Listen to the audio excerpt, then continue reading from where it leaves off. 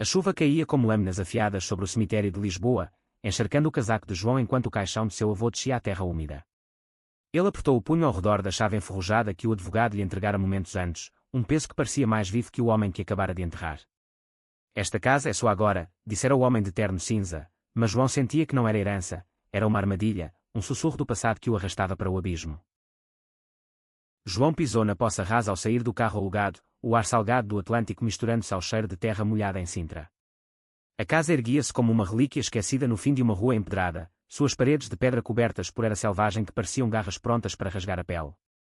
Ele havia crescido ouvindo histórias do avô, Manuel, o patriarca rígido que comandava a família com punho de ferro, um viúvo devoto que nunca falava de amor além da avó morta jovem.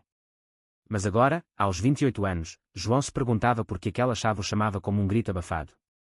Ele girou-a na fechadura ornamentada, o trinco sedento com um gemido que ecoou pelos salões vazios.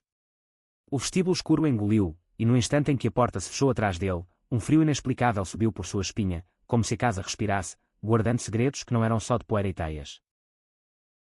Ele acendeu a lanterna do celular, o feixe cortando a penumbra como uma lâmina. O chão de azulejos rachados rangia sob suas botas, e cada passo ecoava como um coração acelerado. João não era homem de superstições, como designer gráfico em Lisboa, vivia de telas digitais e cafés apressados, fugindo das expectativas da família que ainda o via como um neto perdido, solteiro demais para ser normal. Mas ali, na casa que Manuel deixara para ele, e só para ele, ignorando os tios ruidosos, algo se agitava.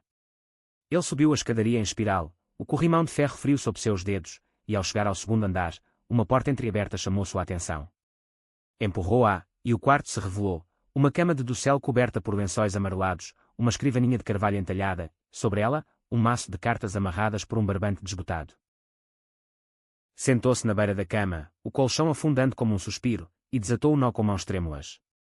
A primeira carta, datada de 1952, era escrita em tinta preta desbotada: Meu querido Tomás, as noites em Lisboa sem você são como o Tejo sem maré, vazias, sem fluxo. Lembra da nossa dança no Barro Alto, sob as luzes tremuluzentes? Seu riso ainda ecoa em mim. João congelou, o coração martelando. Tomás. Quem era Tomás? Seu avô, o homem que pregava a virtude católica em todas as ceias de Natal, escrevendo assim. Virou a página, e as palavras dançavam como fantasmas, descrições de toques furtivos em vielas estreitas, promessas de um futuro impossível sob o jugo de Salazar. Era amor, cru e desesperado, entre dois homens em uma era de sombras. O estômago de João revirou. Ele, que passara anos negando sua própria atração por homens, beijos roubados em festas que terminavam em pânico, olhares desviados no trabalho, agora segurava a prova de que o avô carregava o mesmo fardo. Mas porquê? Por que esconder? Ele largou as cartas, levantando-se de supetão, e saiu tropeçando para o terraço. O sol poente tingia as colinas de Sintra de Laranja, o palácio da Pena erguendo-se como um sonho distante. Respirou fundo, o ar fresco acalmando o caos em sua mente. Foi então que ouviu o ruído, um estalo de galhos abaixo, no jardim selvagem. Seus olhos varreram a escuridão crescente, e lá, entre as ruínas de um muro de pedra, uma silhueta se moveu, alta, ombros largos, um homem que parecia parte da casa, como se o tempo o tivesse esculpido ali. Quem está aí? Gritou João, a voz rouca de surpresa. O estranho emergiu das sombras, limpando as mãos em uma camisa suja de terra, o rosto marcado por linhas que falavam de anos sob o sol. Eu sou o jardineiro, respondeu em um português rouco, com sotaque do Alentejo. Miguel. Seu avô me pagava para manter isso vivo. E você deve ser o neto. João, não é? Seus olhos, castanhos como terra fértil, fixaram-se nos de João com uma intensidade que o fez recuar um passo. Havia algo familiar neles, um brilho que ecoava as cartas. Miguel sorriu de lado, revelando um dente lascado.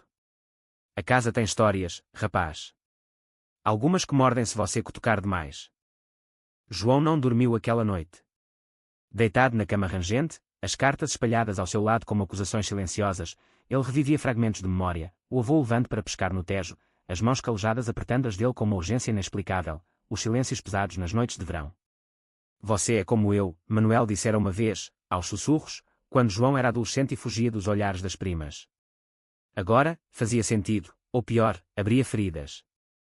Ao amanhecer, desceu à cozinha, uma sala de azulejos azuis desbotados onde encontrou Miguel já trabalhando, cortando ervas para um chá improvisado. Sente-se, disse o jardineiro, servindo uma caneca fumegante. O chá de camomila acalma os fantasmas. Eles conversaram por horas, o sol subindo devagar sobre os telhados de telha vermelha. Miguel, 45 anos, contava de sua vida simples, viúvo de uma mulher que partira cedo, sem filhos, dedicada à terra como se ela fosse amante. Mas havia pausas em sua voz, olhares que se demoravam nos lábios de João, e quando ele mencionou Tomás, um amigo antigo do seu avô, que sumiu nos anos 60, o ar engrossou como névoa. Eles se amavam, sabe? De um jeito que o mundo não permitia. Manuel nunca se perdoou por deixá-lo ir. João engoliu em seco, o chá queimando sua língua. E você? Como sabe tanto? Miguel riu baixo, um som que vibrou no peito de João. Eu era criança aqui. Vi as cartas chegarem, escondidas no correio. E vi o quanto doía. Dias se transformaram em semanas, e João mergulhou na casa como um náufrago. Reformava os quartos com mãos inábeis, pintando paredes brancas para afastar as sombras, mas as cartas o perseguiam. Escreveu para a mãe em Lisboa, omitindo os detalhes: a casa é linda, mas solitária. Ela respondeu com preocupações: volte logo, filho. Os tios acham que você está fugindo de novo. Fugindo, sim, de si mesmo, de noites em que sonhava com braços masculinos, de um ex-namorado que o traíra com mentiras sobre normalidade. Miguel tornava-se presença constante, consertava telhados ao seu lado, ria de suas tentativas desastradas de cozinhar bacalhau, e em noites de vinho tinto, contava lendas de Sintra, fadas que roubavam corações, amores proibidos nas florestas. Uma tarde, enquanto limpava o sótão, João encontrou uma caixa de madeira lacrada, o nome Tomás gravado na tampa. Dentro, fotografias amareladas, dois jovens de ternos apertados, braços entrelaçados em uma praia do Estoril, sorrisos que desafiavam o destino. Uma delas mostrava Manuel, mais jovem, beijando a testa de Tomás sob um guarda-sol listrado. Lágrimas embaçaram a visão de João, ele, que nunca chorara por si, chorava pelo avô. Correu para o jardim, onde Miguel podava rosas espinhosas. Olhe isso, exclamou, empurrando a foto em suas mãos. Miguel a pegou devagar, os dedos roçando os de João, um toque elétrico, breve como um raio. Ele era lindo, não era? Tomás. Meu tio. João piscou, o mundo inclinando. Seu. Tio. Miguel assentiu, os olhos nublados. Mamãe me criou sozinha depois que ele fugiu para o Brasil, dizia que era por amor, mas nunca explicou. Seu avô ficou aqui, casou com a avó para calar as línguas. O segredo se desdobrava como uma teia, ligando-os. Naquela noite, sentados no terraço com estrelas salpicando o céu, Miguel confessou: eu também carrego isso, João. Amores que o Alentejo enterrou.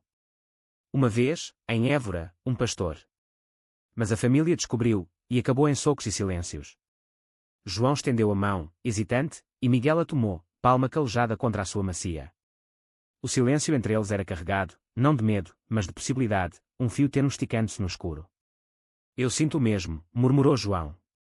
Sempre senti. Mas e agora? Essa casa. É como se ele quisesse que eu encontrasse isso. Miguel apertou sua mão. Talvez. Ou talvez seja o destino cutucando. Mas o destino tem garras. Dias depois, um carro barulhento estacionou na rua, os tios de João, com malas e exigências. Vendam isso, rapaz. É uma ruína, e você não é feito para isolamento. A tia Maria, com seu rosário tilintante, farejou o ar como um cão de caça. E esse homem? Quem é ele? Apontou para Miguel, que carregava lenha do jardim. João sentiu o pânico subir, mas ergueu o queixo. É meu amigo. E essa casa é minha. A discussão explodiu na cozinha, acusações de preguiça, de escolhas erradas, ecos das cartas de Manuel, que João agora guardava no bolso como talismã. Vocês não entendem nada, gritou ele, a voz quebrando. O avô construiu isso com sangue e segredos, e eu não vou traí-lo. Os tios partiram bufando promessas de deserdar, mas o dano estava feito. João trancou-se no quarto, as paredes fechando como um punho. Miguel bateu à porta ao entardecer, trazendo pão fresco e queijo de serpa. Deixe-os falar. O amor não se herda, mas se escolhe. Eles jantaram em silêncio, o fogo crepitando na lareira, e pela primeira vez, João permitiu que seus joelhos se tocassem sob a mesa, um gesto pequeno, mas que incendiou o ar. Fique, sussurrou João.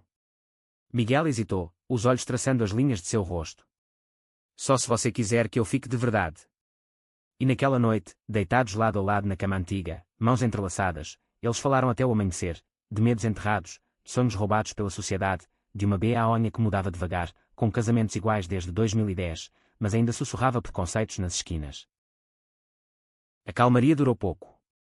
Uma carta chegou pelo correio, selada com cera vermelha, endereço no Rio de Janeiro, assinada por filho de Tomás. Dentro, palavras em português misturado com português brasileiro: meu pai falou de você até o fim. Manuel era o amor da vida dele, venha, se puder. Há mais para contar. João leu em voz alta para Miguel, o coração acelerado. Eu preciso ir. Miguel assentiu, mas seus olhos traíam a dor, o medo de que a jornada levasse João para longe, como Tomás outrora. Eles voaram juntos, o avião cortando o Atlântico como uma ferida, e no Rio, sob o Cristo Redentor, encontraram Ana, neta de Tomás, em um café à beira-mar. Ela era uma mulher de 50 anos, artista com tatuagens de ondas, e desabafou: meu avô morreu acreditando que Manuel o esquecera. Mas ele guardava tudo, fotos, poemas. Era gay, sim, e orgulhoso no fim, mas o exílio doeu. As revelações fluíam como o açúcar derretendo no café. Tomás fugira não por traição, mas por uma chantagem, um vizinho ameaçara expor Manuel, arriscando sua posição na sociedade lisboeta. Ele me pediu para queimar as cartas, disse Ana, entregando um envelope lacrado. Dentro, o testamento espiritual de Tomás: diga a Manuel que nosso amor foi real, mais que qualquer lei. E se ele tiver um neto como eu imagino, diga que o sangue canta a mesma canção. João chorou abertamente, Miguel ao seu lado, o braço ao redor de seus ombros em um gesto protetor que os transeuntes ignoravam. Ali, no Brasil, o mundo parecia mais leve. De volta a Sintra, a casa os recebeu como um abraço. Mas o conflito espreitava. A família de João, furiosa com a recusa em vender, espalhou boatos em Lisboa. O menino enlouqueceu, vivendo com o homem na casa do pai. Jornais locais pegaram a história, distorcendo-a em fofocas sensacionalistas: herança amaldiçoada, neto de industrial descobre vícios do avô. João leu as manchetes no tablet, o estômago revirando. Eles vão nos destruir. Miguel o puxou para si, o cheiro de terra e suor misturando-se ao dele. Então lutamos. Como eles lutaram. Eles montaram uma exposição na casa, as cartas, fotos, poemas expostos em vitrines de vidro, uma homenagem pública ao amor de Manuel e Tomás. A abertura foi um caos, repórteres, curiosos, e os tios irrompendo como furacões. Você está arruinando o nome da família, berrou o tio António, o rosto vermelho como vinho do Douro. A multidão murmurava, câmaras piscando. João subiu em uma cadeira, a voz firme apesar do tremor: essa família foi construída em mentiras. Meu avô amou um homem, e isso o tornou humano, não um monstro. Eu amo Miguel, e isso me torna forte. Silêncio caiu como uma cortina, quebrado por aplausos hesitantes que cresceram em onda. Os tios recuaram, derrotados pelo peso da verdade. Naquela noite, sozinhos no terraço, Miguel beijou João pela primeira vez, lento, profundo, sob as estrelas que testemunharam gerações de segredos. Você é corajoso, murmurou. Como ele. Mas o clímax veio como uma tempestade.